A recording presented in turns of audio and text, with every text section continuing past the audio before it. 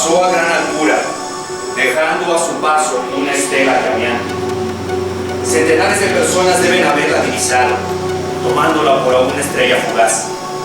Alba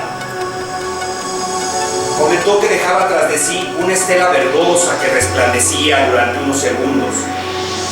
Denny, que era nuestra autoridad máxima en la materia, afirmó que, al parecer, se hallaba a una altura de 90 kilómetros y agregó que cayó a la Tierra no muy lejos, probablemente a unos 200 kilómetros al este de donde él se hallaba. Yo me encontraba en casa a esa hora y estaba escribiendo en mi estudio, y aunque mis ventanas dan hacia Other Show y tenía corridas las cortinas, no vi nada fuera de lugar. Asumo que ese objeto extraño que llegó a nuestra Tierra desde el espacio debe haber caído mientras me encontraba yo allí sentado, y es seguro que lo habría visto si hubiera levantado los ojos en el momento oportuno. Algunos de los que vieron pasar a este objeto afirman que viajaba produciendo un zumbido especial. Por mi parte, yo no oí nada. Muchos de los habitantes de Berkshire, Surrey y Middlesex deben haberlo observado caer, y en su mayoría lo confundieron con un meteorito común. Nadie parece haberse molestado en irla a ver esa noche, pero a la mañana siguiente, muy temprano, el pobre Ogilvy, que había visto la estrella fugaz y que estaba convencido de que el meteorito se hallaba en campo abierto entre Horsham, Aldershot y Woking, se levantó de la cama con la idea de hallarlo, y lo encontró en efecto poco después del amanecer y no muy lejos de los arenales. El impacto del proyectil había hecho un agujero enorme y la arena y la tierra fueron arrojadas en todas direcciones. También sobre los brezos y formando montones que eran visibles desde 1,5 kilómetros de distancia.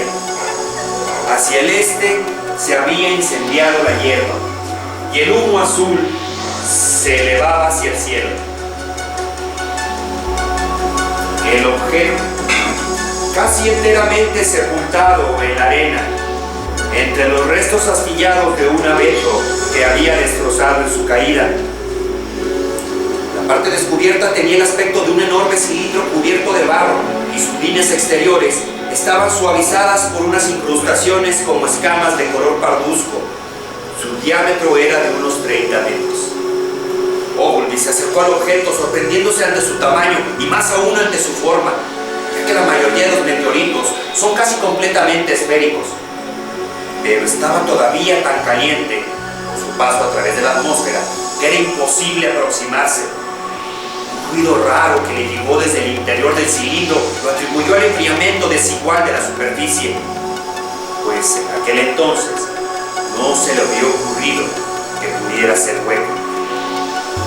Permaneció de pie al borde del pozo que el objeto cavara para sí, estudiando con gran atención su extraño aspecto y muy asombrado debido a su forma y color desusados.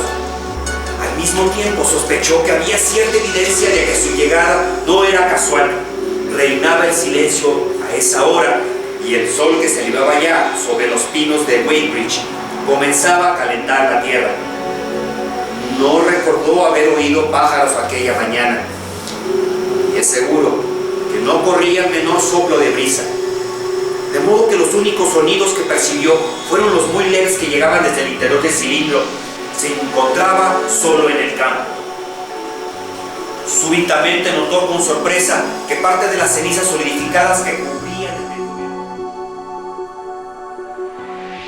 El hombre mentalmente era uno solo y estaba conformado por 1 trillón de trillones de cuerpos sin edad, cada uno en su lugar, cada uno descansando, tranquilo e incorruptible, cada uno cuidado por autómatas perfectos, igualmente incorruptibles, mientras las mentes de todos los cuerpos se fusionaban libremente entre sí, sin distinción. El hombre dijo: "El universo está muriendo". El hombre miró a su alrededor a las galaxias cada vez más oscuras. Las estrellas gigantes, muy gastadoras, se habían ido hace rato ya. Habían vuelto a lo más oscuro de la oscuridad del pasado distante. Casi todas las estrellas eran enanas blancas, que finalmente se desvanecían.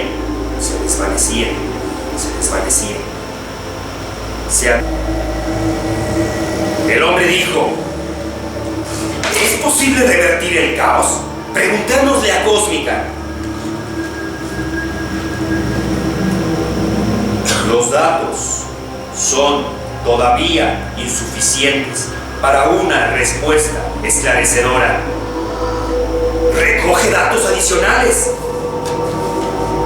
Lo haré. Hace cientos de billones de años que lo hago.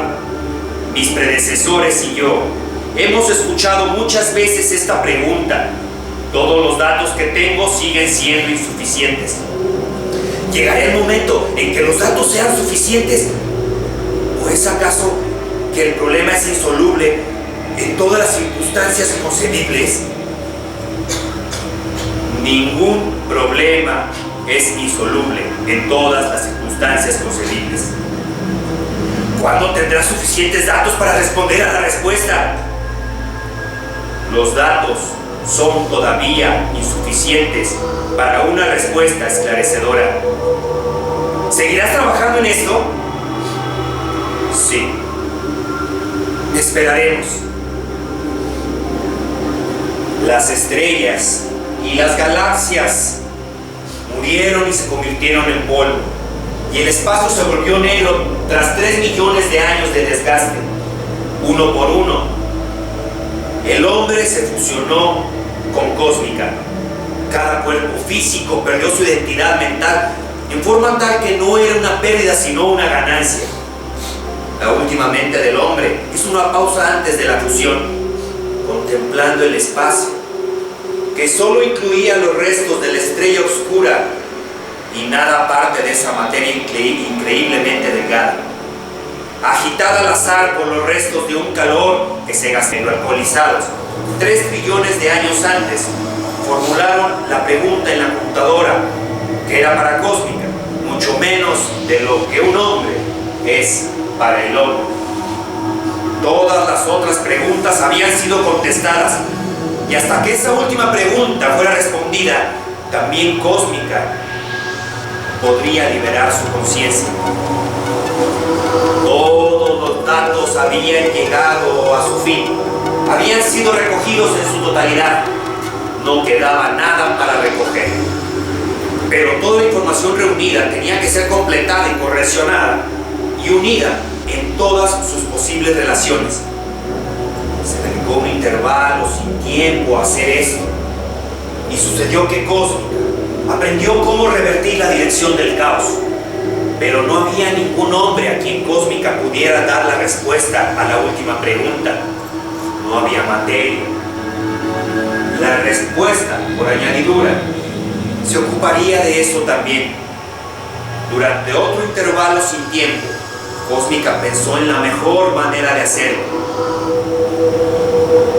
Cuidadosamente, Cósmica organizó el programa. La conciencia de Cósmica abarcó todo lo que alguna vez había sido un universo y pensó en lo que en ese momento era el caos. Debía hacerse paso a paso. Y Cósmica dijo: hágase la luz. Y la luz se hizo.